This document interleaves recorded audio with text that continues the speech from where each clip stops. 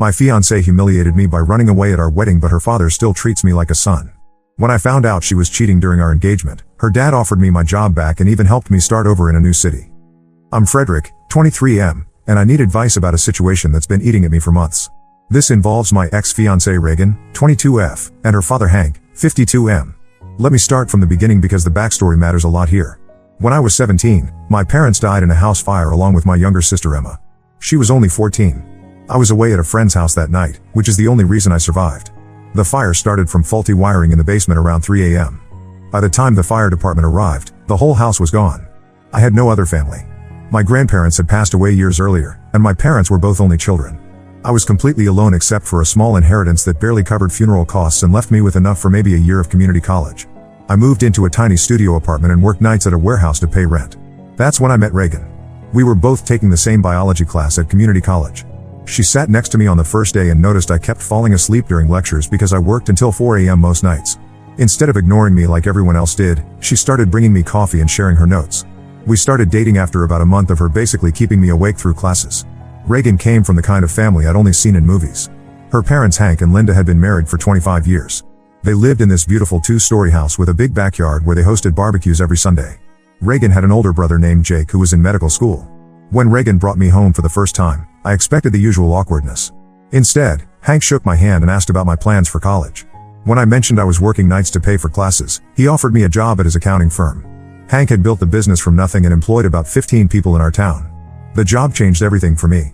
Hank paid me $15 an hour to do basic filing and data entry, which was 3 times what I made at the warehouse. More importantly, he let me work flexible hours around my class schedule. When I tried to thank him, he just said that hardworking people deserved opportunities. Over the next 2 years, Hank taught me everything about running a business. He showed me how to read financial statements, manage client relationships, and handle tax preparation. He never made me feel like I was just some charity case. When I made mistakes, he corrected me patiently. When I did good work, he made sure to acknowledge it in front of other employees. Reagan and I moved in together after dating for 2 years. Her parents helped us find a decent apartment and even co-signed the lease when my credit wasn't good enough. Linda would bring us groceries every week and invite us over for dinner constantly. Jake treated me like the little brother he never had. But it was my relationship with Hank that meant the most to me. He started including me in family traditions like their annual camping trip and Christmas morning gift exchange. When I graduated with my associate degree, he was there cheering louder than anyone. He told me he was proud of me, and I realized no one had said those words to me since my parents died. Hank encouraged me to transfer to a 4-year university to study business. He promised to hold my job at the firm and even offered to pay for my textbooks. When I worried about taking on student loans, he co-signed for me without hesitation. He said investing in education was never a mistake. I proposed to Reagan last Christmas. I had been saving money for months to buy her a ring. The proposal happened at the same restaurant where we had our first official date. Reagan said yes immediately and called her parents right from the table. Hank and Linda drove over to celebrate with us that same night. Planning the wedding took 6 months. Hank insisted on paying for most of it, saying it was what fathers do for their daughters. I tried to contribute what I could, but my savings were limited. The wedding was set for last September at a church in town, followed by a reception at the country club where Hank was a member. The week before the wedding, Reagan seemed distant. She started coming home late from work and spending a lot of time on her phone. When I asked if she was okay, she said she was just stressed about the wedding details. I figured that was normal since everyone says wedding planning is overwhelming. The morning of the wedding, I got ready at Hank's house like we had planned. He helped me with my tie and told me how happy he was to officially have me as a son. We drove to the church together while Linda and Jake helped Reagan get ready at a hotel nearby. The ceremony was supposed to start at 4 p.m. By 4:15, Reagan still hadn't arrived. The guests were starting to whisper among themselves. Hank kept checking his phone and trying to call Linda. At 4:30, Linda finally arrived at the church alone. She walked straight to Hank and whispered something in his ear. Hank's face changed completely. He walked over to me and said Reagan wasn't coming. She had left the hotel with her maid of honor and wouldn't answer her phone. Linda had found a note in Reagan's room saying she couldn't go through with the marriage. I stood there in my tuxedo while everyone stared at me. Some guests started gathering their things to leave. Others came up to offer condolences like someone had died. Hank looked like he wanted to disappear. Linda was crying in the front pew. I walked out of the church and drove straight home.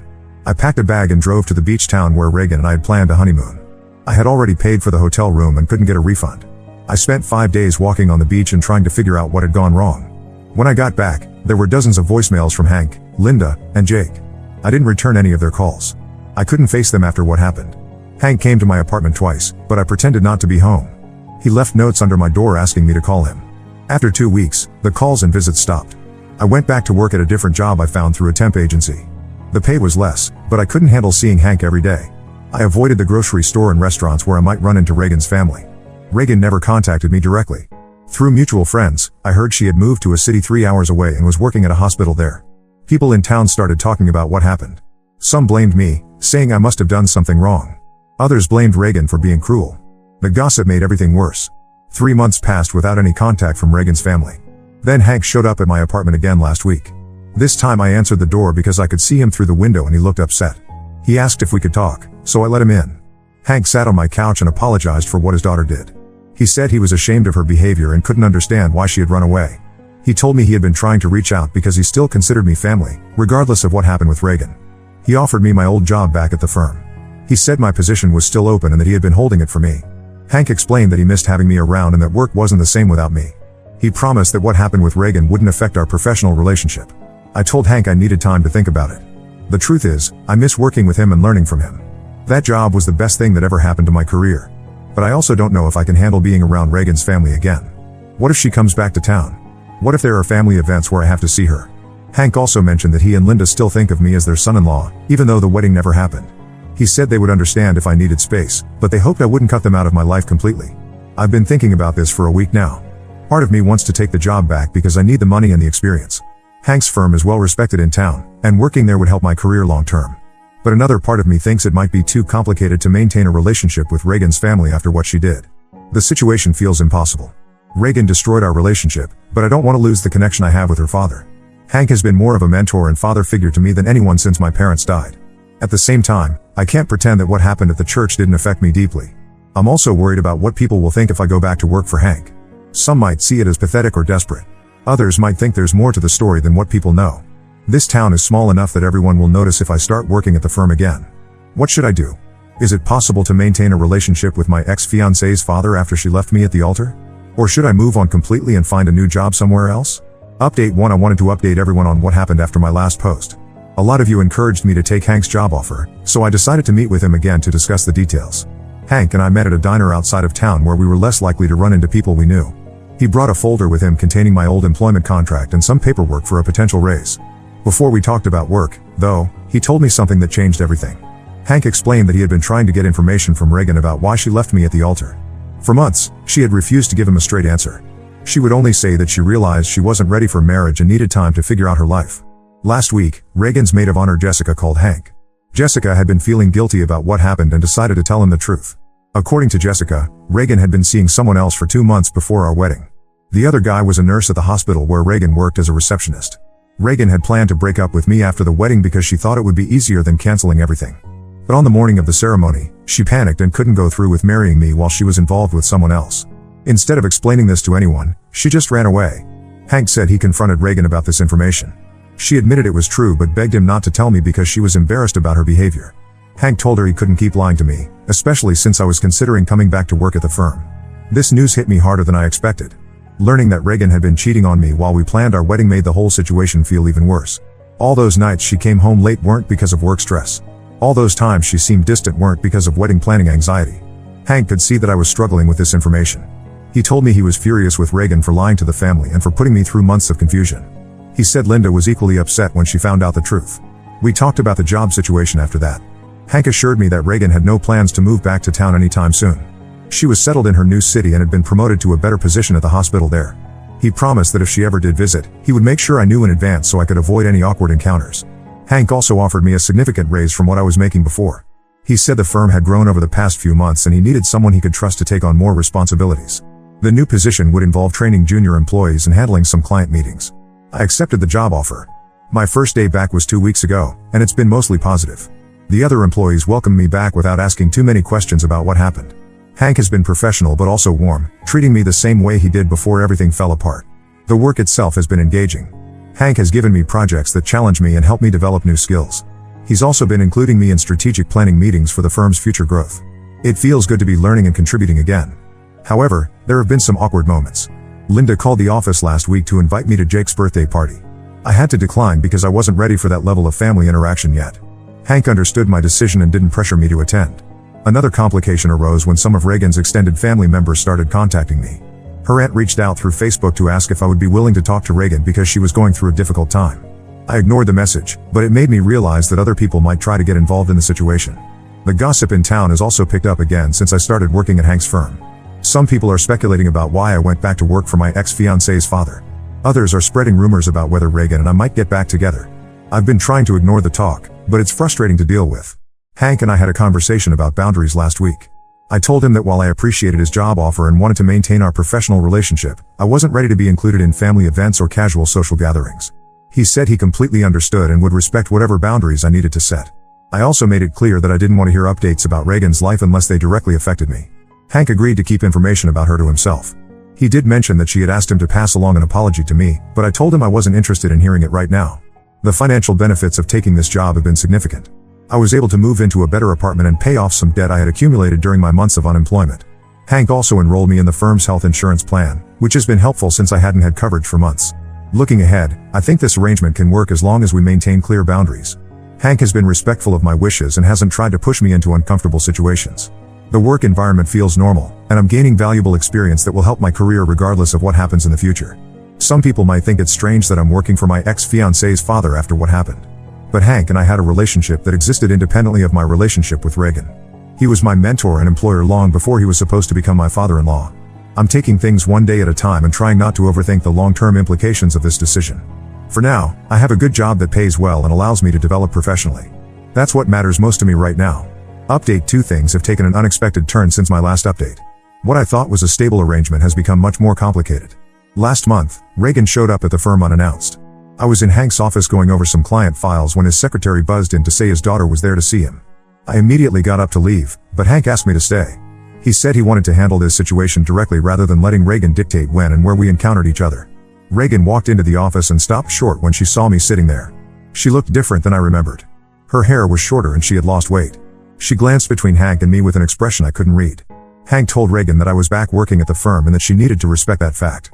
He said if she had business to discuss with him, it could wait until I finished my meeting with him. Reagan nodded and said she would wait in the lobby. After she left the office, Hank apologized for the ambush. He said he hadn't known she was coming to town and that she had driven down from her new city without calling ahead. I told him it was fine and that we might as well get these encounters over with rather than constantly worrying about when they might happen. When I finished my work with Hank, I had to walk through the lobby to leave the building.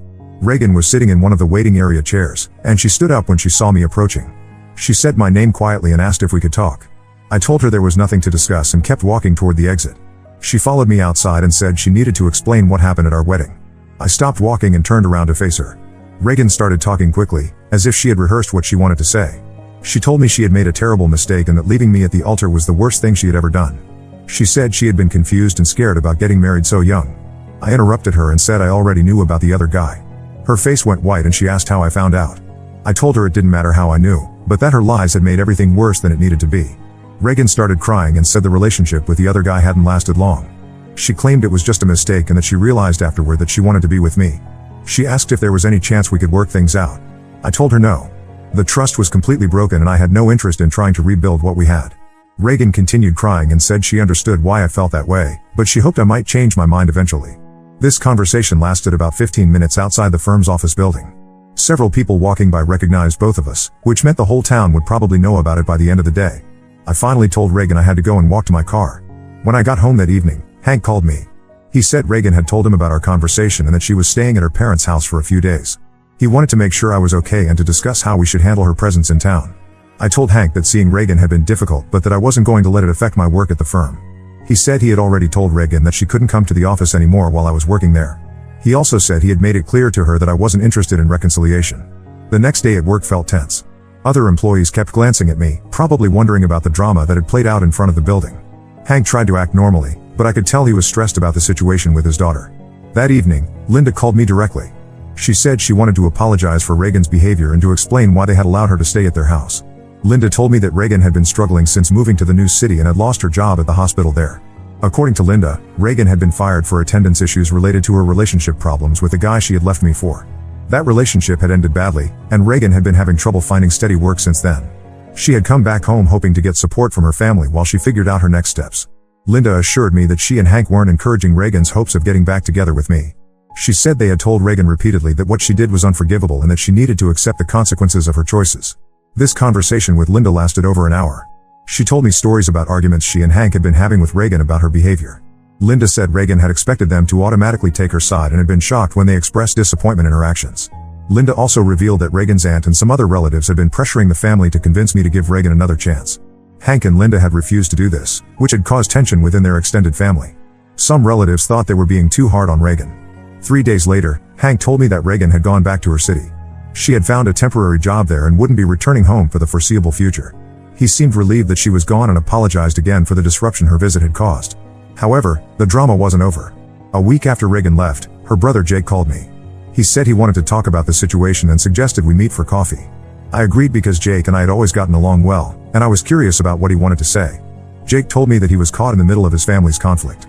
He said he understood why I couldn't forgive Reagan, but he also felt bad watching his sister struggle with the consequences of her mistakes. He asked if I thought there was any possibility of reconciliation in the future. I told Jake the same thing I had told everyone else. What Reagan did was unforgivable and I had no interest in getting back together with her.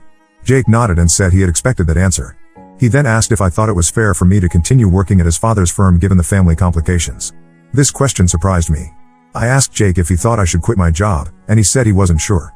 He pointed out that my presence at the firm made family gatherings awkward and that it might be better for everyone if I found work elsewhere. I told Jake that Hank had offered me the job knowing full well what the complications might be.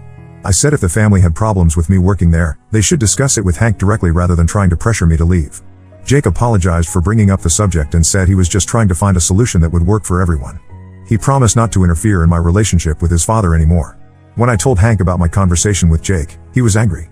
He said Jake had no right to suggest that I should quit my job and that the decision about my employment was between Hank and me alone. Hank called Jake that same day to tell him to stay out of the situation. This incident made me realize that working for Hank was going to involve ongoing complications with his family. Even though Hank supported my presence at the firm, other family members clearly had mixed feelings about it. I started wondering if Jake was right that it might be easier for everyone if I found work elsewhere. But I also didn't want to give up a good job because of pressure from people who weren't directly involved in my employment. Hank had been nothing but supportive, and the work itself was going well. I decided to continue at the firm unless the situation became truly unbearable. Update 3: I'm writing this final update because several people have been asking for news about how things worked out. The situation has reached a resolution of sorts, though not in the way I expected. About a month ago, Hank asked me to stay after work for a private conversation. He seemed more serious than usual and said he had something important to discuss with me. We sat in his office and he told me that he had been thinking a lot about our working relationship and its impact on his family. Hank said that while he valued having me at the firm and considered me like a son, he was starting to realize that my presence was causing ongoing stress for everyone involved. He mentioned that Linda had been having difficulty sleeping and that Jake had been avoiding family dinners to prevent arguments about the situation. He also told me that Reagan had been calling home frequently, asking about me and whether there was any chance I might consider talking to her again. These calls were upsetting Linda and creating tension in their household. Hank said he had told Reagan to stop calling about me, but she continued to bring up the subject every time they spoke. Hank then made me an offer that I hadn't expected. He said he had been contacted by a business colleague in another state who was looking for someone with my skills and experience. The colleague ran a larger accounting firm and was willing to offer me a position with better pay and more advancement opportunities than what Hank could provide. The job would require me to relocate about 4 hours away, but Hank said he would provide an excellent reference and help me transition to the new position. He emphasized that this wasn't him trying to get rid of me, but rather an opportunity for me to advance my career while also resolving the family complications. I asked Hank if he really wanted me to leave or if he was just trying to solve his family's problems. He was quiet for a long moment before answering. He said that ideally, he would want me to stay and continue working with him indefinitely. But he also recognized that the current situation wasn't sustainable for anyone involved. Hank told me that he had been losing sleep worrying about the stress this was causing his family. He said Linda had been crying regularly about the whole situation, and that Jake had stopped visiting as often because he felt uncomfortable around me. Hank didn't want to choose between his family and me, but he was starting to feel like that's what the situation was forcing him to do. I told Hank I needed time to think about the job offer. He said I should take as much time as I needed and that there was no pressure to make a quick decision. He also assured me that if I decided to stay, he would continue to support my employment at the firm regardless of what his family thought. Over the next week, I thought carefully about what Hank had said. I realized that even though he was trying to be fair to everyone, the stress of the situation was affecting him too. He looked tired during our daily interactions, and I could tell he was struggling with the competing demands of his family and his relationship with me. I also started paying more attention to the atmosphere at work. While my colleagues were professional, I noticed that conversations sometimes stopped when I entered rooms. The office secretary mentioned that Linda had called several times asking about my schedule, presumably so she could visit the office when I wasn't there. 2 weeks after Hank made his job offer, I decided to accept the position with his colleague. I realized that staying at the firm would mean constant tension and complications for everyone involved. While I valued my relationship with Hank, I didn't want to be the source of ongoing problems for his family. When I told Hank about my decision, he looked relieved and sad at the same time. He said he was proud of me for making a mature choice and that he knew the new job would be good for my career. He also promised to stay in touch and said I would always be welcome at his firm if circumstances changed in the future. Hank helped me prepare for the transition by providing detailed references and even calling his colleague personally to discuss my qualifications. He gave me a bonus to help with moving expenses and said it was the least he could do after everything that had happened. My last day at the firm was 3 weeks ago. Hank took me out to lunch and we talked about my plans for the future. He told me he was proud of how I had handled the difficult situation and that he considered me family regardless of what had happened with Reagan. During our conversation, Hank revealed that Reagan had been asking him to give me her new phone number so she could call me directly. He said he had refused to do this and had told her that she needed to respect my decision to move on with my life. He also mentioned that Reagan was still struggling to find stable employment and had been asking her parents for financial support. I started my new job 2 weeks ago and it's been going well. The firm is larger and more modern than Hank's business, and I'm learning new skills that will help advance my career. My new boss has been impressed with my work and has already mentioned opportunities for promotion within the next year. The move to a new city has also been good for my personal life. I don't have to worry about running into Reagan or dealing with gossip about our failed relationship. I've been able to focus on work and building a new social circle without the complications of my past. Hank and I still talk occasionally. He calls every few weeks to check on how I'm adjusting to the new job and city. He's told me that things at home have been calmer since I left, and that Linda seems less stressed. Jake has started coming to family dinners again, which has made everyone happier. Reagan has apparently stopped asking about me as frequently, though Hank said she still brings up my name sometimes. He continues to tell her that I've moved on and that she needs to do the same. From what Hank has shared, Reagan is slowly accepting that our relationship is over for good. Looking back on everything that happened, I think leaving Hank's firm was the right decision. While I miss working with him and valued our relationship, the situation had become too complicated for everyone involved. Sometimes the best solution isn't the one that makes everyone happy, but the one that causes the least ongoing pain. I'm grateful for everything Hank did for me during one of the most difficult periods of my life. He gave me opportunities, treated me with respect, and tried to balance his loyalty to me with his obligations to his family. Even though our working relationship had to end, I'll always consider him an important mentor and father figure. As for Reagan, I've heard through mutual friends that she's been dating someone new and seems to be getting her life back on track. I hope she's learned from her mistakes and won't hurt anyone else the way she hurt me. But that's no longer my concern or responsibility. I'm focused on building my career and creating a new life in my new city. The job market here is good, and I'm optimistic about my future prospects. Sometimes the best thing you can do is start fresh somewhere new, and that's exactly what I'm doing. Now let's move to the next story. Story 2. My sil got arrested trying to break into our house after I got pregnant. Turns out she had been stalking my husband's best friend for 15 years. I, 30F, have been married to my husband Mike, 32M, for 5 years. We met through his sister Angela, 28F, at Peterson & Associates, an accounting firm where Angela and I worked together. I joined the firm right after finishing my accounting degree and Angela had already been working there for a year. We weren't exactly friends but we got along well at work. Angela and I usually had lunch together in the break room and sometimes went for coffee after work with other co-workers. I learned about Angela's family gradually during our coffee breaks. Mike and Angela lost their parents in a car accident when Mike was 18 and Angela was 14. Their aunt Linda, 55F, took them in and raised them in Ohio while they previously lived in Michigan. This meant Mike had to give up his football scholarship to Michigan State. He started working 2 jobs, at a warehouse during the day and as a bartender at night, while taking online classes to complete his business degree. Angela was in high school then and Mike made sure she never felt the loss of their parents financially. He paid for her college education by working extra shifts and even helped her get the job at Peterson & Associates through one of his warehouse contacts. I had my own share of family problems. My mom raised me alone after my dad left us when I was 3. She worked as a nurse and did everything she could to give me a good education. She got sick with cancer during my second year of college and passed away 6 months later. I had just gotten out of a 2-year relationship where my ex cheated on me with his coworker. Angela knew about all this because I told her during one of our coffee breaks when she asked why I always stayed late at work. Mike and I met at the firm's Christmas party. Angela had invited him because she wanted him to meet her work friends. Mike wasn't like the usual guys I met. He didn't try to impress anyone, wore a simple blue shirt with black pants, and spent most of the party talking to the older accountants about investment strategies. We started talking when I went to get more punch and found him refilling his sister's cup. Our first date was actually an accident. Angela had invited both of us to dinner but got stuck with a client meeting. Instead of canceling, Mike and I decided to go ahead with dinner. We talked for hours about everything, from our favorite TV shows to our experiences growing up without parents. Mike told me how he still felt guilty about not being able to protect Angela from the trauma of losing their parents. I told him about how I struggled to pay for my mom's medical bills. Angela seemed really happy when Mike and I started dating. She would often join us for dinner or weekend movies. Sometimes she'd cancel last minute so Mike and I could have alone time. Mike told me he was relieved because Angela had never liked any of his previous girlfriends. She had always found something wrong with them. One was too clingy, another was too independent, a third one didn't respect family values. We dated for a year before Mike proposed.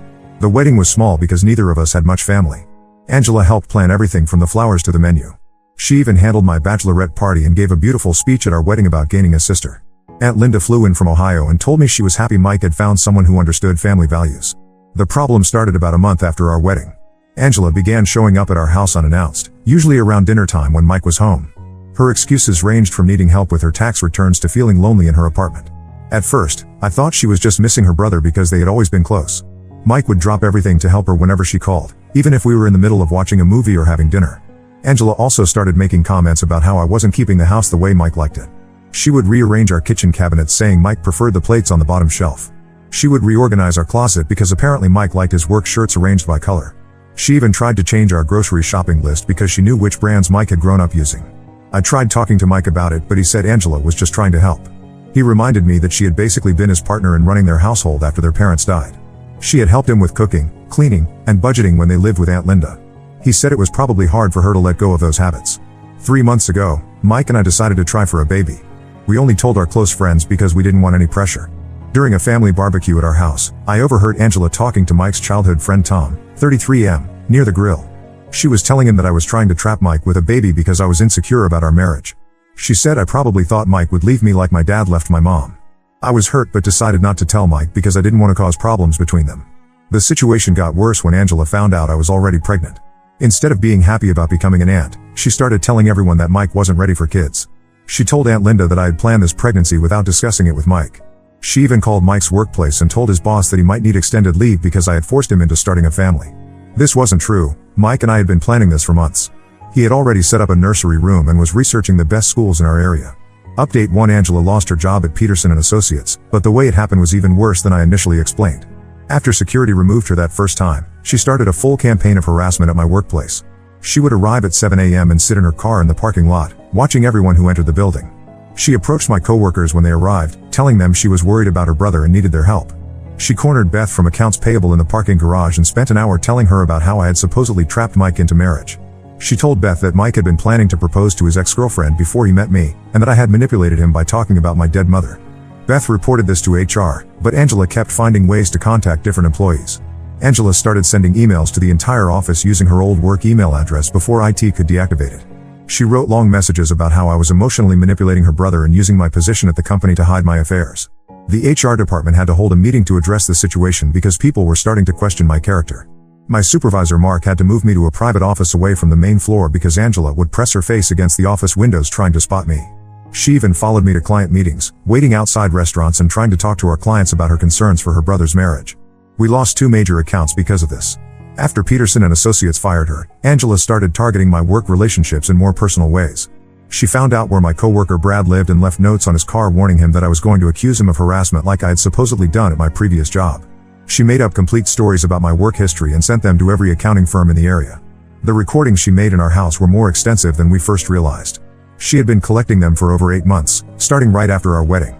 She didn't just hide devices, she wore a recording pen whenever she visited. She recorded every family dinner, every casual conversation, and even arguments Mike and I had about normal marriage stuff. Angela spent weeks editing these recordings. She would take bits of different conversations and piece them together. She made it sound like I was planning to get pregnant to access Mike's inheritance from his parents. She created clips where it seemed like I was mocking Angela's grief over losing her parents. She even edited conversations to make it sound like I was admitting to cheating on Mike with multiple coworkers. The fake social media accounts she created weren't just random profiles. She made detailed fake accounts pretending to be my college classmates. She went through my old yearbooks that she found while snooping in our house and used real people's names. She contacted my actual college friends pretending to be other classmates, telling them she had proof I'd cheated on my exams and bought my way into the accounting program. When Aunt Linda confronted her about all this, Angela's real issues came to light. She had been dating James, Tom's brother, since before our wedding. James was a partner at his law firm and had promised to leave his wife once he made senior partner. Angela had been planning their future together, even putting a deposit on an apartment near his office. James's wife found their messages on his iPad and confronted him at a family dinner. Instead of leaving his wife like he had promised, James told everyone Angela had been stalking him and threatening to tell his kids about their affair. He got a promotion to the main office in Chicago and moved his family there within a week, leaving Angela with an apartment lease she couldn't afford and a ruined reputation in their social circle. Update 2: After losing both her job and James, Angela's life fell apart completely. She couldn't afford her $2,000 monthly rent for her downtown apartment anymore. She had leased a BMW last year trying to impress James's law firm colleagues, so she had to break the lease and pay a huge penalty. She sold most of her furniture and designer clothes on Facebook Marketplace just to cover her bills. She moved to Oak Meadows Apartments, probably the worst complex in town. The place was known for drug deals and police raids. Her drinking got out of control there. She would start at breakfast with vodka in her orange juice. Her new neighbors complained about her sitting in the building hallway at night, crying and calling Mike's name. Mike changed his phone number 3 times in 1 month. The first time, Angela got his new number from his gym membership account. She pretended to be his wife and convinced the staff to update his contact details. The second time, she befriended the receptionist at his office by bringing her coffee every morning for a week until she shared his number. The third time, she followed his Uber driver home and paid him $100 for Mike's number. She got banned from every bar within walking distance of her new apartment. At Murphy's Pub, she tried to seduce the married bartender by claiming she was a lawyer too, just like James. At the Blue Room, she got into a fistfight with a woman who looked like Tom's wife. The Royal Oak had to call the police when she passed out in their bathroom and refused to leave. Our neighbors started getting concerned about their safety. Angela would park her beat-up Honda, she had to trade in the BMW, on different streets around our house and watch our movements. She convinced Mrs. Parker, our 70-year-old neighbor, that she was conducting a police investigation into financial fraud. Mrs. Parker started keeping a log of when we left the house and gave it to Angela. She got a job as a waitress at Denny's but showed up drunk most days. She would tell customers long stories about how her brother had been brainwashed by his wife. When families with kids came in, she would cry at their tables about how Mike's future children would never know their real aunt. The breaking point came after she lost the waitressing job. She showed up at our house at midnight, completely wasted. She was wearing her old bridesmaid dress from our wedding, now stained and torn. She kept screaming that she needed to save Mike from my black magic. Apparently she had been watching YouTube videos about witchcraft and convinced herself I had used spells to steal her brother. When we wouldn't answer the door, she tried breaking in through every window. She used her credit card on the back door like she had seen in movies. When that didn't work, she tried breaking a window with her high heel. That's when we called the police. They found 3 empty vodka bottles in her car and a notebook full of drawings of Tom's face. The police officer who arrested her was actually Tom's cousin Kevin. Angela didn't recognize him in her drunk state and started telling him everything. She confessed that she had been in love with Tom since she was 15. The year their parents died, she had tried to kiss Tom at Christmas dinner. Tom stopped her and said she was like a sister to him. Every boyfriend Angela had since high school was somehow connected to Tom. She dated his college roommate, his coworker, and even his personal trainer. She kept hoping Tom would get jealous and realize he had feelings for her. When Tom started dating his now wife Rachel in college, Angela transferred to their university and joined the same sorority as Rachel to spy on them. She started dating James 6 months before Tom's wedding. She thought that becoming James's wife would keep her close to Tom forever. She spent $30,000 of her savings on a personal stylist, teeth whitening, and Botox, trying to look more like the type of women Tom dated. James took advantage of her desperation and kept promising to leave his wife. The police station called Mike at 3 a.m. to bail her out. Angela spent the night throwing up in the drunk tank and telling everyone who would listen about her love for Tom. She showed them the Tom shrine she had created on her phone, over 2,000 photos of him that she had collected from social media and family events. When Mike arrived at the station, she tried convincing him that Tom's wife was actually an imposter who had stolen her identity. She had created a whole conspiracy theory about how Rachel was working with me to keep her away from the 2 men she loved most, her brother and Tom. The station's social worker recommended a mental health evaluation, but Angela refused. She kept insisting that she was the only sane person in the family. Mike told her this was the last time he would help her. He had already spent over $50,000 that year dealing with her various crises, paying off her credit cards, covering her bounced rent checks, and handling her legal fees from the bar fights. Tom and his wife finally told us everything after Angela's arrest. Over the past 5 years, Angela had sent Rachel hundreds of threatening letters using different handwriting styles. She would order pizza deliveries to their house at 3 a.m. She once broke into their garage and filled Tom's car with hundreds of red roses. Rachel had been documenting everything but didn't want to upset Mike by reporting Angela. Update 3: Angela's arrest was finally the wake-up call she needed. Her new apartment kicked her out after the incident. She tried staying with different relatives but no one would take her in. Everyone had seen the videos of her trying to break into our house. She ended up renting a room in a shared house with 5 strangers. Aunt Linda visited her at the shared house and said the place was a mess. Angela had been sleeping on a mattress on the floor and living off ramen noodles. She lost her waitressing job at the diner because she kept showing up late. Her roommates complained about her crying all night and talking to herself. Last week, Aunt Linda forwarded us a long email from Angela. She wrote about how she had always depended on Mike after their parents died. She felt abandoned when he got married and started his own family. She admitted that she tried to destroy our marriage because she thought she would get her brother back. Angela also wrote about her obsession with Tom. She said watching Tom get married broke something inside her. Dating James was her way of staying in Tom's life. When that fell apart, she couldn't handle seeing everyone else happy and successful. The email ended with Angela saying she was moving to California to live with her college roommate. She found a job at a small accounting firm there. She asked us not to reply, she just wanted us to know she was sorry for everything. Mike read the email but didn't respond. Aunt Linda stays in touch with Angela's roommate in California. Apparently Angela has been sober for 2 months now. She goes to group therapy twice a week and shares an apartment with her roommate near the beach. She deleted all her social media accounts and changed her phone number. Mike says he might consider talking to Angela again in a few years, but right now we're focused on our baby boy who's due next month. Some family members think we're being too hard on Angela. They say she's trying to change and deserves another chance. But we've learned that forgiveness doesn't mean you have to let toxic people back into your life. We're happy with our decision to keep our distance, at least until Angela proves she's really changed. Tom and his wife are going to be our baby's godparents. Angela doesn't know this yet and probably never will. We've finally found peace in our lives and we're not letting anyone disrupt that again.